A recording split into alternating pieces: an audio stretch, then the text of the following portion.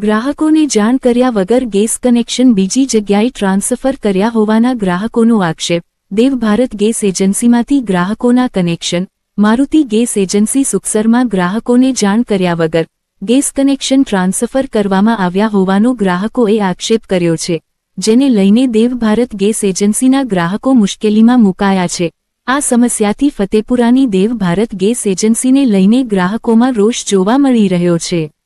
ગ્રાહકોના જણાવ્યા મુજબ દેવ ભારત ગેસ એજન્સી હેઠળના કેટલાક gas connection Maruti gas agency Sukhsar ખાતે ટ્રાન્સફર થઈ ગયા છે। નવાઈની વાત તો એ છે કે કનેક્શન ટ્રાન્સફર થયા અંગે એજન્સી દ્વારા સંબંધિત ગ્રાહકોને અગાઉથી કોઈપણ જાતની જાણ કરવામાં આવી ન હોવાના આક્ષેપો થઈ રહ્યા છે। ગ્રાહકોને જ્યારે ગેસ સિલિન્ડર બુકિંગ અથવા અન્ય સેવા માટે જાણકારી મળી ત્યારે તેમનું કનેક્શન દેવ ભારત ગેસ એજન્સીના બદલે મારુતિ ગેસ એજન્સી સુખસર ખાતે ટ્રાન્સફર થયેલું હોવાનું સામે આવ્યું હતું। અચાનક એજન્સી બદલાઈ જતાં ગ્રાહકોમાં મૂંઝવણ સાથે રોષ જોવા મળી રહ્યો છે। ગ્રાહકોનો સવાલ છે કે કનેક્શન અન્ય એજન્સીમાં ટ્રાન્સફર કરવાની કાર્યવાહી કરવામાં આવી હોય તો તેની જાણ સંબંધિત ગ્રાહકોને કેમ કરવામાં આવી નહીં? આ સમગ્ર મામલે દેવ ભારત ગેસ એજન્સી તેમજ સંબંધિત અધિકારીઓ દ્વારા તપાસ કરી કનેક્શન ટ્રાન્સફર પાછળનું કારણ સ્પષ્ટ કરવામાં આવે અને ગ્રાહકોને પડતી મુશ્કેલીનો તાત્કાલિક યોગ્ય ઉકેલ લાવવામાં આવે, ગ્રાહકો દ્વારા તેવી માંગ ઉઠી રહી છે। હવે જોવાનું એ રહ્યું કે દેવ ભારત ગેસ એજન્સીમાંથી મારુતિ ગેસ એજન્સી સુખસર ખાતે કનેક્શન ટ્રાન્સફર કરવાની કાર્યવાહી કયા કારણોસર કરવામાં આવી અને આ અંગે ગ્રાહકોને અગાઉથી જાણ કેમ કરવામાં આવી નહીં એની સ્પષ્ટતા કરે।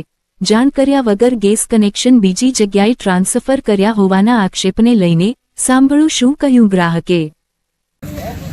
अरे मैं यहाँ ऑफिस पे आया हूँ ना, ऑफिस वाले बोला कि हम लोगों ने किसी ने फ़ोन नहीं किया, ठीक है, वो दूसरी ऑफिस वालों ने किया, सुखसर से किया, ठीक है।